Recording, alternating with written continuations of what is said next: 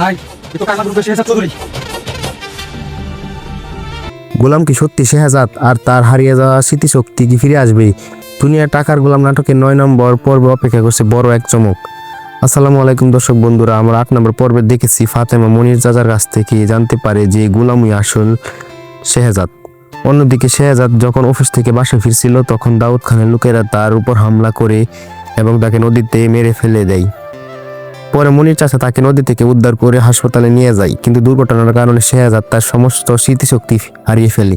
সে নিজের পরিচয় মনে করতে পারে না। এখন প্রশ্ন হলো, শেহজাদ কি তার স্মৃতিশক্তি ফিরে পাবে?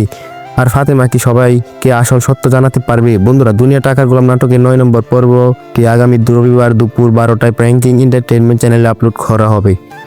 তোমরা যদি সবার আগে নতুন পর্বটি আপডেট পেতে চাও তাহলে এখনই চ্যানেলটি সাবস্ক্রাইব করে পাশে থাকা বেল আইকন অন করে রাখো। আর 8 নম্বর পর্বটি তোমাদের কাছে কেমন লেগেছে অবশ্যই কমেন্ট করে জানাবে। আজকের মতো এই পর্যন্তই। সবাই ভালো থেকো, সুস্থ থেকো, আল্লাহ হাফেজ।